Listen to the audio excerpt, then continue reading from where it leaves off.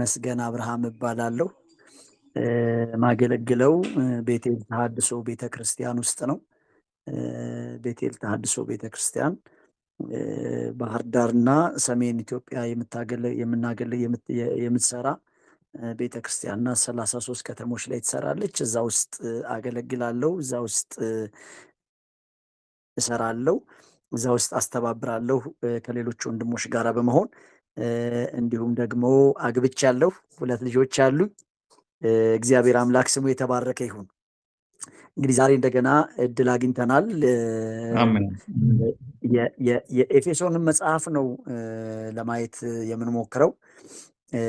እንደሚታወቀው በተከታታይ ጊዜያቶች በዚህ ፕላትፎርም ላይ በዚህ ሳምንት አድቨርት ሲደረግ እንደነበረው ጥሪውና ኑሮ በሚል የኤፌሶን መጽሐፍ መሰረት ባደረገ መልኩ ነው አብረን እንግዲህ ከኔ ጋራ እግዚአብሔር በሰጠን ጊዜ የምንቆየው እና ዛሬ ምናልባት የኤፌሶንን መልእክት ጥሪውና ኑሮው የሚለውም ደግሞ ጥሪውና ኑሮ ወይም ደግሞ ጥሪውና ጥሪው የሚጠይቀው ኑሮ የሚለውን ነገር ስናይ ኤፌሶንን መጽሐፍ ላይ ተንተርሰን የኤፌሶንን መጽሐፍ ነው የምናየው እና የኤፌሶን መጽሐፍ እንዲያው ወደ ውስጥ ገብተን ከማየታችን በፊት ስለ ኤፌሶን መጽሐፍ ትንሽ ታሪካዊ ዳራ በመጠኑ ለማየት እሞክራለሁ። መልእክቱን በደንብ እንድንረዳው እንድንገነዘበው ስለሚረዳን ማለት ነው እና እንደሚታወቀው የኤፌሶን ቤተክርስቲያን በኤዥያ አካባቢ የምትኖር ቤተክርስቲያን ናትና ያችን ቤተክርስቲያን ሐዋርያው ጳውሎስ ነው ለመጀመሪያ ጊዜ ወንጌል መስክሮ ያችን ቤተክርስቲያን የተከለውና የኤፌሶን ቤተክርስቲያን እንደው የት ነው የተተከለችው፣ መቼ ነው የተተከለችው የሚለውን ነገር ለመመልከት የሐዋርያት ሥራ መጽሐፍ ምዕራፍ 19 እና ምዕራፍ 20 ሄደን ብንመለከት ለመጀመሪያ ጊዜ ሐዋርያው ጳውሎስ በሁለተኛው የወንጌል ጉዞ ላይ ለአጭር ጊዜ ቆይታ አድርጎ ነበርና በምኩራብ አካባቢ ወንጌልን ሰብኮ ነበር። ምዕራፍ 18 አካባቢ ላይ ቁጥር 18 አካባቢ ከዛ በተለይ በጣም በስፋት ሶስተኛው የወንጌል ጉዞ ላይ ነው ወደ ኤፌሶን በመሄድ ለ3 ወር ያክል በምኩራብ የወንጌልን ስራ የወንጌልን አገልግሎት ሲያገለግል ከቆየ በኋላ ግትር የሆኑ አይሁዳውያን ጳውሎስን በሚቃወሙበት ጊዜ ከምኩራብ ወጣ ብሎ የጳውሎስን ትምህርት ለመቀበል ፈቃደኛ የሆኑ ሰዎችን ዘወር አድርጎ ለብቻቸው ጢራኖስ በተባለ ትምህርት ቤት ውስጥ ለ2 ዓመት ያክል እዛ ጳውሎስ አስተምሯል እና ጳውሎስ እንደሚታወቀው እንግዲህ በጣም ብዙ አብያተ ክርስቲያናትን የመሰረተ ብዙ አብያተ ክርስቲያናትን የተከለ የእግዚአብሔር ሰው ነው እና በመጽሐፍ ቅዱሳችን ውስጥ በጣም ረጅም ዓመታት ፈጅቶ ካገለገለባቸው ቤተክርስቲያኖች ውስጥ አንዷ የኤፌሶን ቤተክርስቲያን ናት። የእግዚአብሔር ቃል መጽሐፍ ቅዱስ ሐዋርያት ሥራ ላይ እንደሚነግረን ሐዋርያው ጳውሎስ በኤፌሶን ውስጥ ለ3 ዓመት ያክል በአጠቃላይ ቆይቷል እና 3 ዓመት ያክል የቆየባት ቤተክርስቲያን የትም ቦታ አናገኝም። ብዙ ጊዜ በጣም አጭር 1 ሳምንት 2 ሳምንት 18 ወር ቆሮንቶስ አካባቢ ቆይቷል። ኤፌሶን ላይ ግን ወደ 3 ዓመት አካባቢ እንደቆየ የእግዚአብሔር ቃል ይነግረናል እና ኤፌሶን ቤተክርስቲያን በጣም ብዙ ጳውሎስ ኢንቨስት ያደረገባት ብዙ የእግዚአብሔርን ቃል የዘራባት ብዙ ደቀ መዛሙርትን ያፈራባት ቤተክርስቲያን ናት። በዚች ኤፌሶንን ቤተክርስቲያን እንዲሁ በአጠቃላይ ጠቅለል አድርገን ስንመለከት ኤፌሶን ቤተክርስቲያን አካባቢ ላይ ኤፌሶን ከተማ ላይ በጣም የሚያስገርሙ በሐዋርያት ሥራ ውስጥ የማንረሳቸው ታሪኮች የተከናወኑባት ከተማ ናት። ኤፌሶን ከተማ አንዷ ለምሳሌ የኢየሱስ ክርስቶስ ስም ከተከበረባቸው በኤፌሶን ከተማ ውስጥ የኢየሱስ ክርስቶስ ስም ልቆ እንዲወጣ ከተደረገባቸው ነገሮች ውስጥ አንዱ የአስቄዋ ልጆች የሚባሉት ሐዋርያት ሥራ መጽሐፍ ምዕራፍ 19 ቁጥር 13 አካባቢ ላይ ሂደን ስንመለከት እነ ጳውሎስ በናዝሬቱ በጌታ በኢየሱስ ክርስቶስ ስም አጋንንትን ሲያስወጡ በነበረበት ጊዜ አጋንንትን ነፃ ሲያወጡ ሰዎችን ከአጋንንት ስራት ነፃ ሲያወጡ ባዩ ጊዜ የአስቄዋ ልጆች ልክ መናፍስት የተያዙ ሰዎችን ይዘው ጳውሎስ በሚሰብከው በናዝሬቱ በኢየሱስ ክርስቶስ ስም ውጡ ብለው ለማስወጣት በሞከሩ ጊዜ መናፍስት በርትተው ጳውሎስን አውቀዋለሁ ኢየሱስንም አውቀዋለሁ እናንተ እነማን ናችሁ ብለው በርትተውባቸው ራቁታቸውን እስኪሆኑ ድረስ በጨከኑባቸው ጊዜ እዛ ቦታ ላይ የኢየሱስ ክርስቶስ ስም በአካባቢው ላይ እንዴት እንደተፈራ እንዴት በጣም እንደገነነ የምናይባት ከተማ ናት። ኤፌሶን ከተማ እንደምናውቀው ኢየሱስ ክርስቶስ በዛች ከተማ ወንጌል ሂዶ ከመሰበኩ በፊት ኤፌሶን ከተማ በጣም ታዋቂ የጣዖት አምልኮ ያለባት ከተማ ነበረች። አብዛኛውን ወይም እንትን ዲያና የምትባል ወይም ደግሞ አርጤምስ የምትባል ጣዖት የነበረችባት ከተማ ናት እና ጣዖት አምላኪ ሕዝብ የነበረበት ነው እና እነ ጳውሎስ ሂደው እዛ ቦታ ላይ ወንጌልን በሰበኩበት ጊዜ በሐዋርያት ሥራ ምዕራፍ 19 ቁጥር 19 ላይ እንደምንመለከተው በጣም በርካታ ሰዎች ወደ ጌታ ከመምጣታቸው የተነሳ ብዙ መጽሐፍቶች ተሰብስበው ሰዎች በጌታ ያላቸውን እምነት መጽሐፍቶችን በማቃጠል የጥንቆላ መጽሐፍቶችን በማቃጠል ከዚህ በፊት ሲጠቀሙባቸው የነበሩትን የመናፍስት መጽሐፍቶች በማቃጠል ኢየሱስ ክርስቶስን ከፍ ያደረጉበት ኢየሱስ ክርስቶስን ያመኑበት ከተማ እንደሆነ እንመለከታለን። እሱ ብቻ ሳይሆን የኤፌሶን ቤተክርስቲያን ዲያና ወይም ደግሞ አርጤምስ የምትባለዋን ጣዖት የሚያመልኩባት ከተማ ከመሆኗ የተነሳ እነ ጳውሎስ ወንጌልን ሲያገለግሉ ወንጌልን ሲሰሩ በዛሽ ከተማ ውስጥ እነዚህ ጣዖታትን እየሰሩ ለሽያጭ ሲያቀርቡ የነበሩ ሰዎች ቢዝነሳቸው ሲቀዛቀዝባቸው ቢዝነሳቸው በጣም ችግር ውስጥ ሲገባባቸው ለአርጤምስ ወይም ደግሞ ለዲያና በጣም የተቆረቆሩ መስለው ሰዎችን አስተባብረው እነ ጳውሎስ ላይ መከራ ችግር የቀሰቀሱባትና እነ ጳውሎስን በቃ በሕይወታቸው ችግር እስኪገጥማቸው ድረስ ከፍተኛ አመፅና ከፍተኛ እንቅስቃሴ የተፈጠረባት ከተማ ናት። በዚህ ሁሉ ሁኔታ ውስጥ አልፋ የእግዚአብሔርን እውነት ይዛ የተመሰረተች ቤተክርስቲያን ናት። የኤፌሶን ቤተክርስቲያን ከጳውሎስ በተጨማሪ በርካታ አገልጋዮች ያገለገሉባት ቤተክርስቲያን ናት።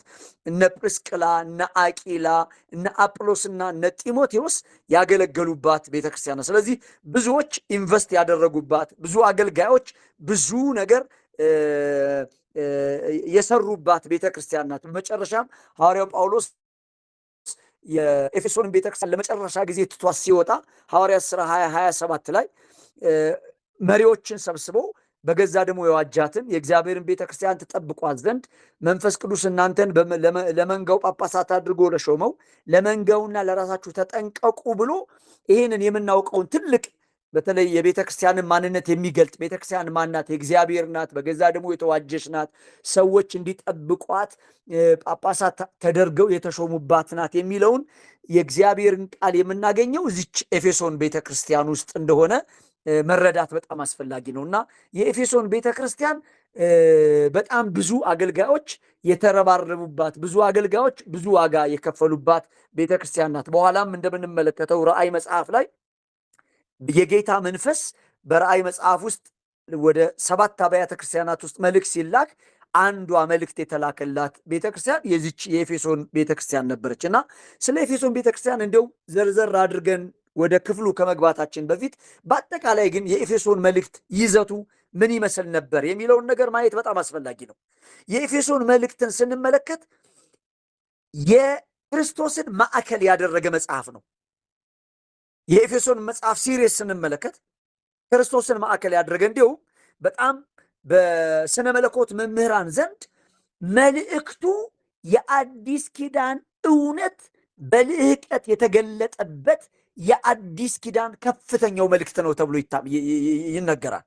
ኤፌሶን መልእክት በቃ አዲስ ኪዳንን ለማብራራት ከፈለጋችሁ ኤፌሶን መልእክት ሄዳችሁ ነው አዲስ ኪዳን የምታብራሩት። አዲስ ኪዳን የተብራራው፣ አዲስ ኪዳን የተተነተነው፣ የአዲስ ኪዳን ቁንጮ፣ የአዲስ ኪዳን እውነት ኢየሱስ ክርስቶስ የሰራው የማዳን ስራ በልህቀት የተገለጠበት በተለይ ደግሞ የእግዚአብሔር የማዳን ጸጋ ሳይሸራረፍ ሳይሸቃቀጥ በሙላት የተገለጠበት መጽሐፍ የኤፌሶን መልእክት እንደሆነ በብዙ የስነ መለኮት ሰዎችም የሚታመን ሆኖ እናገኘዋለን። የኤፌሶን መልእክት ይዘትን ከሌሎች መልእክቶች ለየት የሚያደርገው ምንድን ነው ብለን ስንመለከት የኤፌሶን መልእክት ስንመለከት ምናልባት ብዙ መልእክቶች ሐዋርያው ጳውሎስ የጻፋቸውና ሌሎችም ሐዋርያት የጻፏቸውን መልእክቶች ስንመለከት ለመጻፍ መነሻ ነበራቸው። በአማኞች መካከል የተፈጠረ ልዩነት፣ በመካከላቸው የተነሳው የስህተት ትምህርት፣ ስላደረጉት ነገር ምስጋናና ወደፊት ሊያደርጉት ስለሚገባ ትብብር የሚያሳይ መጽሐፍቶች ናቸው በብዛት መልእክቶችን ስንመለከት። የኤፌሶን መልእክት ግን ስናየው እነዚህ መልእክቶች ከተጻፉበት የተለየ ነው። ስለ የትኛውም የስህተት ትምህርት ወይንም ደግሞ በቤተ ክርስቲያን ውስጥ የተፈጠረን ነገር ለማስተካከል ወይም ለማረም የተጻፈ መጽሐፍ አይደለም የኤፌሶን መልእክት። ለምሳሌ የቆሮንቶስን መልእክት ስንመለከት በቆሮንቶስ ቤተ ክርስቲያን ውስጥ በቆሮንቶስ አማኞች መካከል የተፈጠረን ችግር፣ በቤተ ክርስቲያኗ ውስጥ የተፈጠረን የሥነ ምግባር ችግር፣ በቤተ ክርስቲያኗ ውስጥ የተፈጠረውን የስህተት ትምህርት፣ ትንሣኤ ሙታን የለም የሚልን የርኩሰትን ትምህርት እሱን ለማረም በአማኞች መካከል የተነሳውን መለያየት፣ መከፋፈል ለማስተካከል የተጻፈ መጽሐፍ ነው። በርካታ መጽሐፍቶች ሐዋርያው ጳውሎስ ለመጻፍ ሲነሳ ለመጻፍ ምክንያት ነበረው። የስህተት ትምህርቶች በአማኞች መካከል የተነሳው ችግር ነው። የኤፌሶንን መልእክት ስንመለከት ግን የስህተት ትምህርትን ለማስተካከል የተጻፈ መጽሐፍ አይደለም። በቤተ ክርስቲያን የተፈጠረን ችግር ለማረም ለማስተካከል የተጻፈ መጽሐፍ አይደለም። የኤፌሶን መጽሐፍን ስናየው የወንጌልን እውነት በሙላት የተገለጸበት መጽሐፍ ነው። ክብር ለአምላካችን ለእግዚአብሔር ይሁን።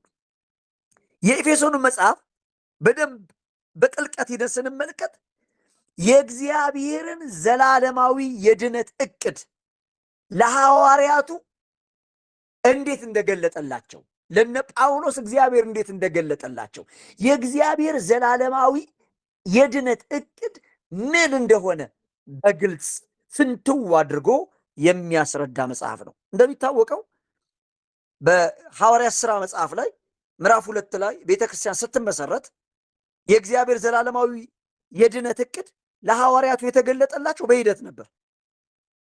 ይህ የድነት ዕቅድ በሙላት የተገለጠላቸው እየቆየ ነበር። ስንመለከት ሐዋርያት ሥራ መጽሐፍ ለምሳሌ ምዕራፍ 2ን ስንመለከተው ሐዋርያቱ የእግዚአብሔር ዘላለማዊ የድነት ዕቅድ ለአይሁዳውያን ብቻ ነበር ይመስላቸው።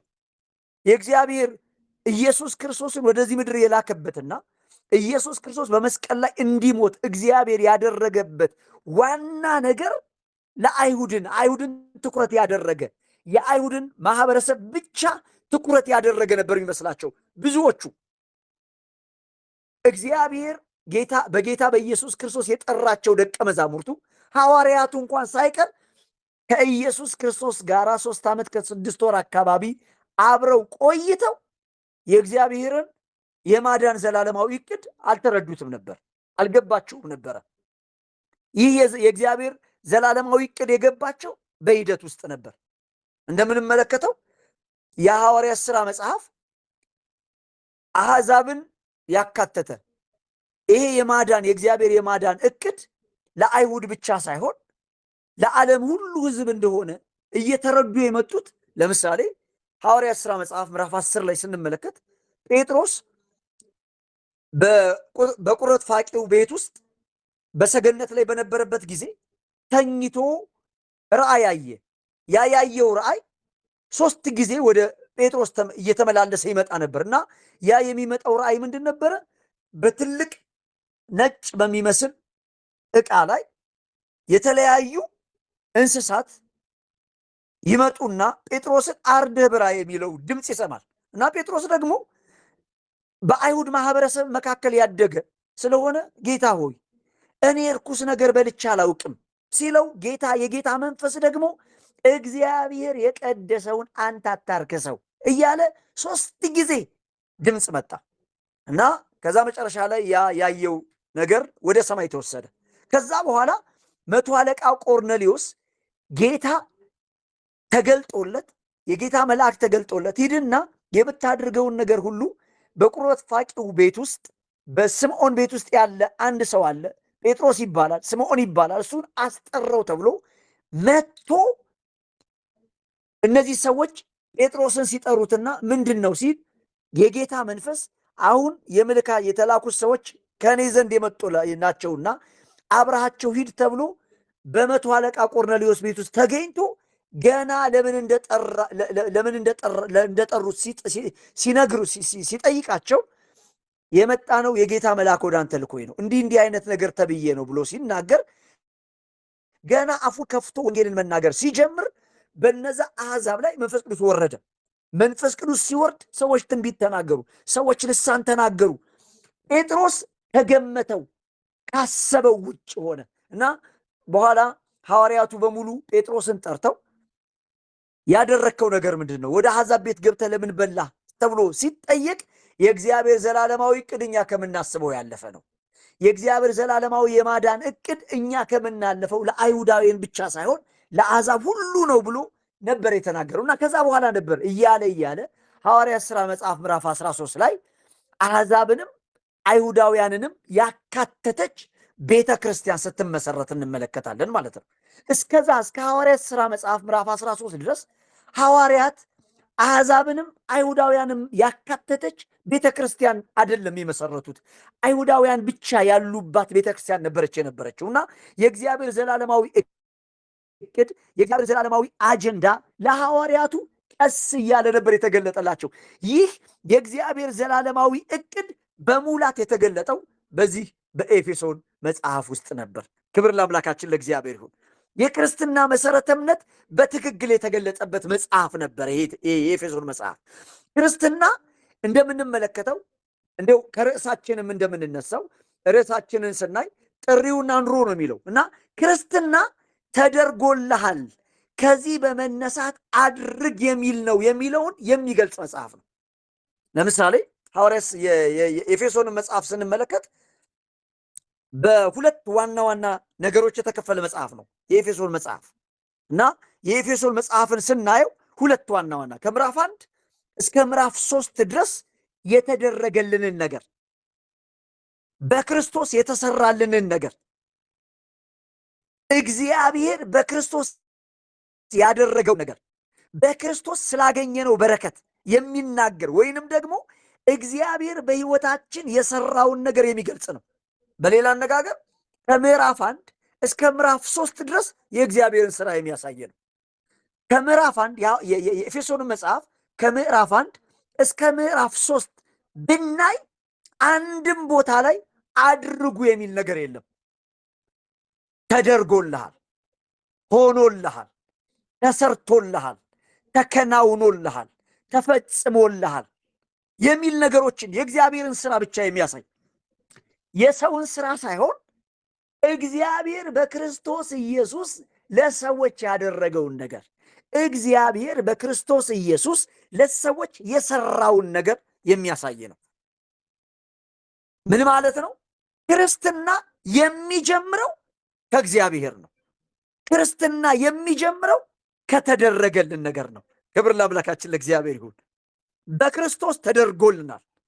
ወንጌል ይላችሁ ተደርጎልሃል ነው እንጂ አድርግ አይደለም። ወንጌል ተሰርቶልሃል ነው። ኢየሱስ ክርስቶስ ጌታ ነው። የወንጌልን መልእክት ብንመለከት አሁን ብዙ ጊዜ እኛ ወንጌል ለመናገር ወደ ሰዎች ስንሄድ አድርግ የሚል ነገር ነው የምንናገረው፣ ስራ የሚል አይደለም። ወንጌል ግን ተደርጎልሃል ነው፣ ተሰርቶልሃል። በክርስቶስ ኢየሱስ አንተ ለመዳን የሚያስፈልግህ ነገር ሁሉ ተሰርቶልሃል። በመሰረቱ አንድ ሰው የሚድነው ኢየሱስ ክርስቶስን በማመን እንደሆነ እናውቃለን። ግን ኢየሱስ ክርስቶስን በማመን ነው ስንል ምን ማለት ነው? ሰርቼ ሳይሆን ተሰርቶልህ፣ ከፍለህ ሳይሆን ተከፍሎልህ ነው የዳንከው ነው። በመሰረቱ ይኸውላችሁ ወንጌል የምስራች ነው። ወንጌል ይኸውላችሁ አድርግ፣ ስራ፣ አከናውን አይደለም። ተሰርቶልሃል፣ ተከናውኖልሃል፣ ተደርጎልሃል። የምስራች ነው ወንጌል።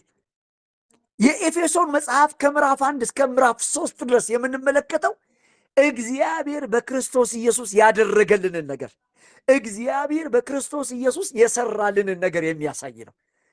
በደምብ ስሙኝ አማኞች፣ እዚህ ያላችሁ ቅዱሳን፣ ይህንን የምትከታተሉ ቅዱሳን፣ ከዚህም በኋላ ይሄ ነገር ሪከርድ ተደርጎ የምትሰሙ ቅዱሳን በሙሉ ልብ ብላችሁ ስሙ።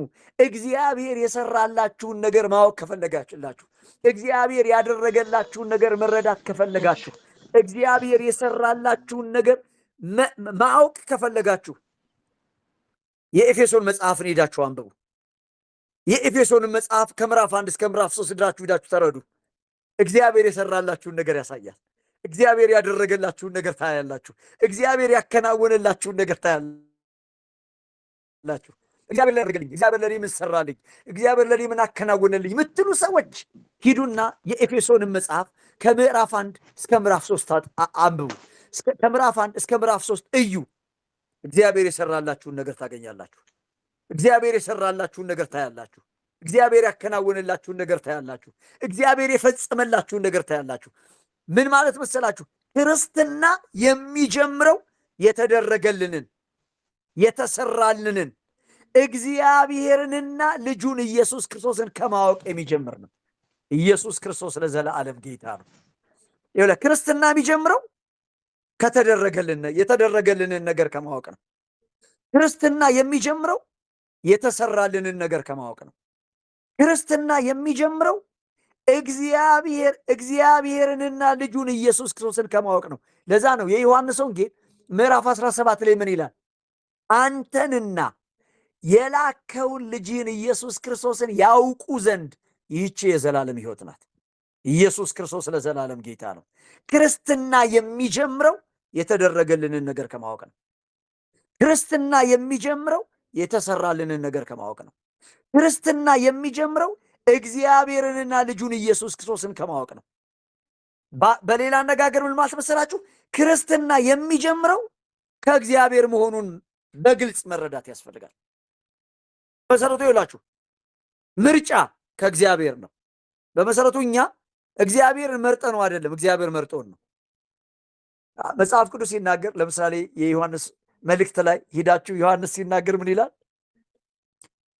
እርሱ አስቀድሞ ወዶናልና እኛ ደግሞ እንወደዋለን ይላል። ምን ማለት መሰላችሁ? እግዚአብሔርን ስለወደድ ነው አይደለም የወደደን፣ ስለወደደን ነው የወደድ ነው። ምን ማለት ነው? የእግዚአብሔር ፍቅር የሚጀምረው እግዚአብሔርን መውደድ የሚጀምረው እኛ እግዚአብሔርን የምንወደው እሱ ስለወደደን ነው። እግዚአብሔርን ያወቅነው ስለመረጠን ነው። እግዚአብሔርን ያወቅነው ስለጠራን ነው። እንዴው በጣም ይሄን ልብ ማለት ያስፈልጋል። ብዙ ሰዎች እግዚአብሔርን በመጽሐፍ ቅዱሳችን ውስጥ ፈልጎ ያገኘው የለም። እግዚአብሔር ሲያገኘው ነው ሰው እግዚአብሔርን ያገኘው። እግዚአብሔር ሲገለጥለት ነው እግዚአብሔርን ሰው ያወቀው። ስለዚህ ይላችሁ የምርጫ ጉዳይ፣ የመወሰን ጉዳይ፣ የመጠራት ጉዳይ ወደኛ ያመጣው እግዚአብሔር እንጂ እኛ ሂደን አይደለም እግዚአብሔርን ያገኘ ነው።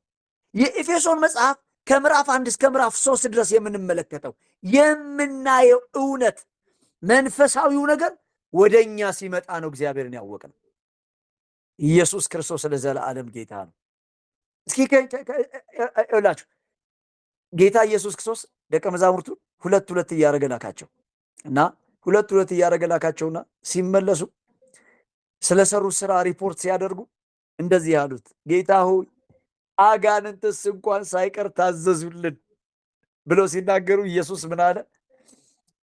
በስሜ አጋንንት ስለታዘዙላችሁ በዚህ ደስ አይበላችሁ፣ ነገር ግን ይላችሁ ስማችሁ በሰማይ መዝገብ ስለተጻፈ በዚህ ደስ ይበላችሁ አለና ኢየሱስ የጸለየው ጸሎት ምንድን ነበር? ቀናልና ኢየሱስ እንደዚህ አለ፣ አባት ሆይ ይህንን ምስጢር ከአስተዋዮችና ከጥበበኞች ሰውረህ ለሕፃናት ስለገለጥከው አመሰግንሃለሁ አለ። ይላችሁ እንደዚህ የሚጸልይላቸው ሰዎች መጽሐፍ የማያውቁ ሰዎች ናቸው። እድሜ ልካቸውን አሳ በማጥመድ ስራ የተሰማሩ የመጽሐፍ ሰዎች፣ የሃይማኖት ሰዎች አይደሉም። እነዚህ ሰዎች እግዚአብሔር ራሱን የገለጠላቸው ሰዎች፣ እግዚአብሔር ራሱን ስለገለጠላቸው ያወቁት ሰዎች ናቸው። ክብር ለአምላካችን ለእግዚአብሔር ይሁን። ይላችሁ እግዚአብሔር ሲገለጥላቸው አወቁት። ለምሳሌ የማቴዎስ ወንጌል ምዕራፍ 16 ላይ ሄደን ስንመለከት እነ ጴጥሮስን እንደዚህ ብሎ ይጠይቃቸዋል ኢየሱስ ክርስቶስ። ሰዎች የሰው ልጅ ማን ይሉታል ሲላቸው አንዳንዶች ኤልያስ፣ አንዳንዶች ኤርሚያስ፣ አንዳንዶች ከነቢያት አንዱ ነው ይለዋል አሉት እና ኢየሱስ ደግሞ እናንተስ እኔን ማን ትሉኛላችሁ አላቸው። አንተ የሕያው እግዚአብሔር ልጅ ክርስቶስ ነህ ብሎ ጴጥሮስ ሲመልስ ኢየሱስ እንደዚህ አለው፣ ይህንን ሥጋና ደም አልገለጠልህም የሰማይ አባቴ ገለጠልህ እንጂ አለው። ኢየሱስ ክርስቶስ ጌታ ነው። ይላችሁ የኤፌሶን መጽሐፍ ያሳየን ይሄንን እውነት ነው። ከምዕራፍ 1 እስከ ምዕራፍ 3 ድረስ የምንመለከተው ነገር እግዚአብሔር ከዘላለም ተሰውሮ የነበረውን የእግዚአብሔርን የጸጋውን ባለጠግነት አሕዛብ እንዲያውቁ መጠራታቸውን፣ ራሱን ለአሕዛብ መግለጡን፣ ራሱን እግዚአብሔር ለሰዎች መግለጡን የሚያሳይ መጽሐፍ ነው። ኢየሱስ ለዘላለም ጌታ ነው። ስለዚህ ይላችሁ የኤፌሶንን መልእክት በደንብ ካየነው ከምዕራፍ 1 እስከ ምዕራፍ 3 ድረስ የምንመለከተው ነገር የእግዚአብሔርን ስራ ነው። ክርስትና የሚጀምረው ከእግዚአብሔር ነው። ክርስትና የሚጀምረው እግዚአብሔር ከሰራው ነው። ክርስትና የሚጀምረው ከእግዚአብሔር ጥሪ ነው። ክርስትና የሚጀምረው ከእግዚአብሔር የማዳን ጸጋ ነው። እኔ እግዚአብሔርን ያወቅኩት እግዚአብሔር እኔ ስለጠራኝ ነው። ለዛ ነው ሐዋርያው ጳውሎስ ለገላትያ ሰዎች በጻፈው መልእክት ላይ እንደዚህ የሚል ቃል እንመለከታለን። ከእናቴ ማኅፀን ሳልወጣ የለየኝ ብሎ ይናገራል እና የ54 እትም የቀደሰኝ የለየኝ እግዚአብሔር ነው የጠራኝ እያለ ነው። ገና የለየኝ እሱ ነው። እኔ ሳላቀው፣ እኔ ሳልረዳው፣ እኔ ሳይገባኝ እሱ ነው የጠራኝ ብሎ ይናገራል። ኢየሱስ ክርስቶስ ጌታ ነው። ስለዚህ ከምዕራፍ 1 እስከ ምዕራፍ 3 ድረስ በክርስቶስ የተደረገውን በክርስቶስ የሆነውን ነገር ሲያሳይ ከምዕራፍ 4 እስከ ምዕራፍ 6 ደግሞ የተጠሩ ሰዎች በክርስቶስ በጎ ነገር የተደረገላቸው ሰዎች ሊኖራቸው ስለሚገባ የህይወት ምልልስ ያሳያል። የተደረገላቸው ሰዎች፣ የተሰራላቸው ሰዎች፣ የተከናወነላቸው ሰዎች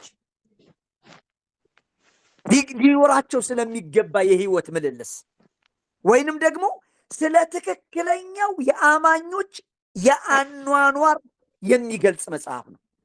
ለዛ ነው ምዕራፍ 4 ቁጥር 1 ሲጀምር ምንድን ነው የሚለው?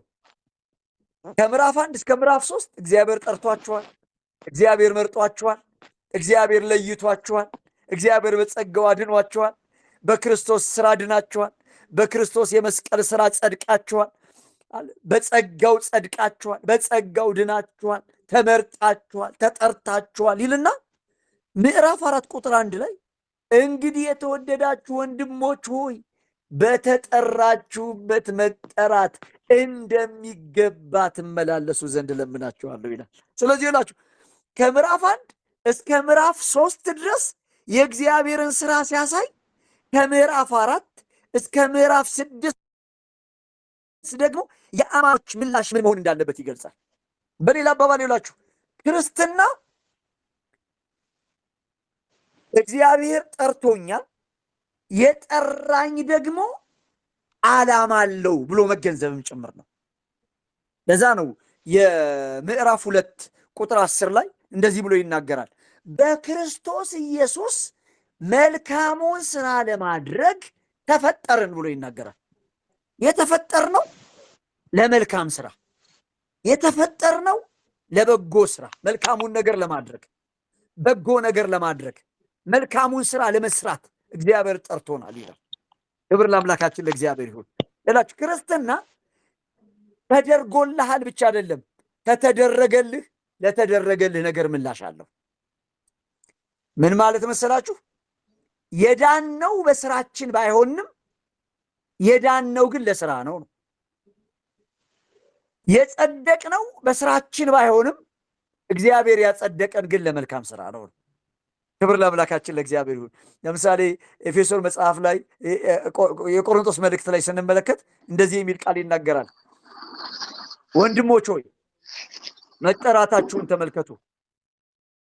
ባላባቶች የሆኑ ብዙዎች፣ ኃያላን የሆኑ ብዙዎች፣ ጥበበኞች የሆኑ ብዙዎች አልተጠሩም ይልና እግዚአብሔር ግን የዓለምን ኃይል፣ የዓለምን ጥበብ፣ የዓለምን ብርቱ ነገር ለማሳፈር ደካማውን ነገር፣ የተናቀውን ነገር፣ ምናምንቴውን ነገር ቦታ ያልተሰጠውን ነገር መረጠ ይላል። በሌላ አነጋገር ይላችሁ እግዚአብሔር ነው የመረጠው።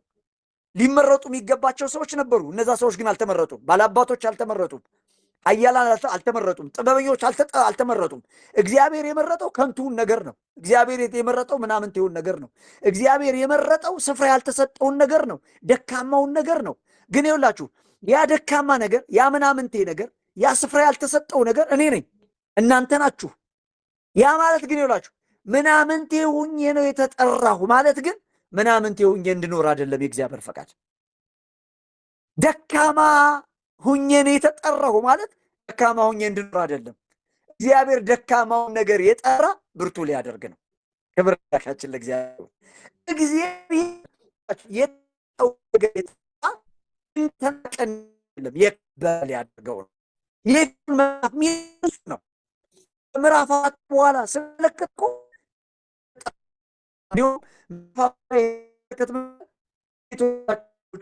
የተወደዱ ልጆች ያለ መመለስ ያለ እግዚአብሔር ልጅ ሰራ መኖር ያለብን ዛፍ ተተክላችሁ እና ከተካችሁት ጊዜ ጀምሮ የብዙ ነው። 5 ዓመት አካባቢ ያለ 6 ዓመት አካባቢ ይቆያል ፍሬ ለማለት። ስላላፈራ የብርቱካን ዛፍ አይደለም አንለውም። ግን ይኸውላችሁ ምንንከባከበው ምንኮተኩተው ግን ለምን ሲባል ፍሬ እንዲያፈራ ነው። ፍሬ የሚያፈራ ግን የብርቱካን ዛፍ ለመባል አይደለም፣ የብርቱካን ዛፍ ስለሆነ ነው። ክብር ለአምላካችን ለእግዚአብሔር ይሁን። መልካምን ነገር የምናደርገው በጎን ነገር የምናደርገው ለመጽደቅ አይደለም፣ ስለጸደቅን።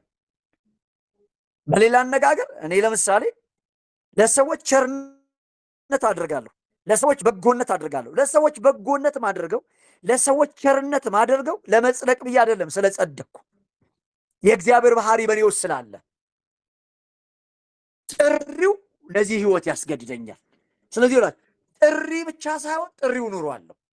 አሁን ብዙ ጊዜ ስለ እግዚአብሔር ጥሪ ሲነገር፣ ስለ እግዚአብሔር ጥሪ ሲወራ ብዙዎች ሚስ የሚያደርጉት በተለይ ስለ ጸጋ ሲወራ፣ ስለ እግዚአብሔር የማዳን ስራ ሲወራ የጸጋን ትምህርት ሰዎች ስናስተምር ሰዎች ሲማሩ የሚፈሩት ነገር ምንድን መሰላችሁ?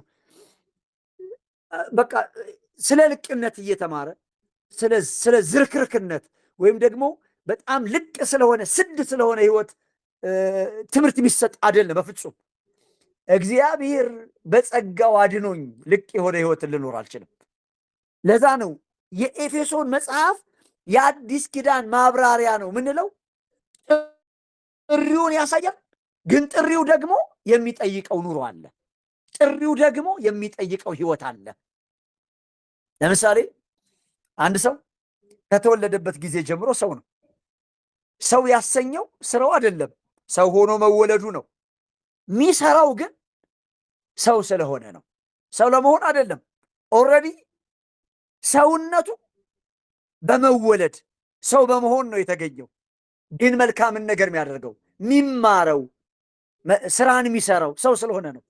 ባይሰራ እንደ ሰው መኖር ያቅተዋል፣ እንደ ሰው መመላለስ ያቅተዋል። የኤፌሶን መጽሐፍ የሚነግረን የኤፌሶን መጽሐፍ የሚያሳየን ነገር ቢኖር ምንድን ነው ብለን ስንመለከት ጥሪ አለ፣ ደግሞ ጥሪው የሚጠይቀው ኑሮ አለ።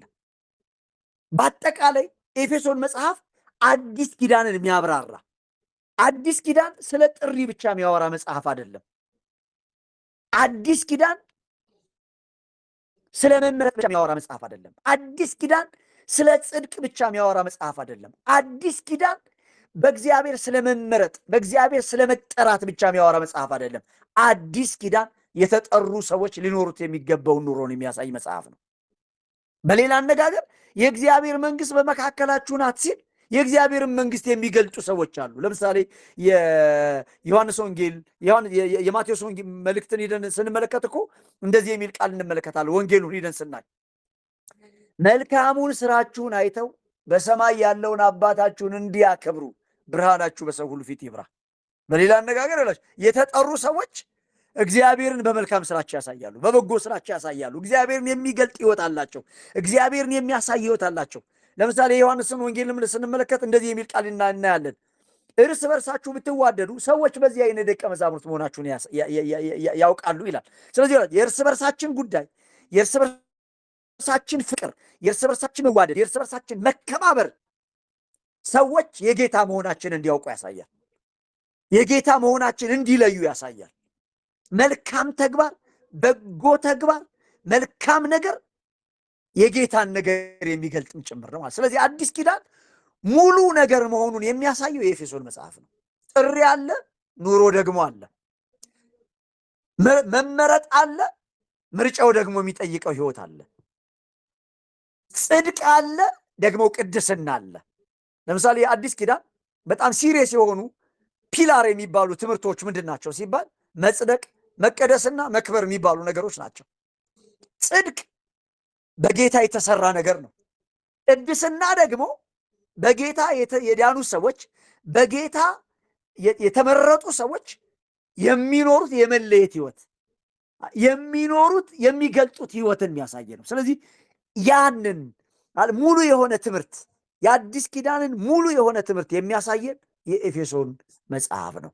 ክብር ለአምላካችን ለእግዚአብሔር ይሁን። ስለዚህ መልእክቱን በደንብ ወደ ውስጥ ገብተን በሚቀጥለው እናየዋለን። ግን እንዲሁም ጠቅለል ያለውን ነገር የኤፌሶን መልእክት ምንድን ነው የሚያሳየው? የኤፌሶን መልእክት ምንድን ነው የሚያሳየው? ምንድን ነው በኤፌሶን መልእክት ውስጥ ምንድን ነው የምንመለከተው ብለን ስንመለከት ሁለት ዋና ነገሮችን ነው የምናየው። የእግዚአብሔርን ጥሪና ጥሪው የሚጠይቀውን ህይወት ነው። እግዚአብሔር የጠራቸውን ሰዎችና እግዚአብሔር የጠራቸው ሰዎች ሊኖሩት የሚገባውን ህይወት፣ ሊመላለሱት የሚገባውን ህይወት ወይም ደግሞ ጥሪው የሚጠይቀውን ህይወት፣ ጥሪው የሚጠይቀውን ኑሮ የሚያሳይ መጽሐፍ ነው። ክብር ለአምላካችን ለእግዚአብሔር ይሁን። እንግዲህ በሚቀጥለው ምዕራፍ 1 ጀምረን እንዲሁም አጠቃላይ የሆኑ ዝርዝር ዲቴል ነገር መግባት አንችልም። በጣም ረጅም ጊዜ የሚፈጅ ነው። እኔ አሁን የኤፌሶን መጽሐፍ ሮብ ቤተክርስቲያን ውስጥ እያስተማርኩት ነው።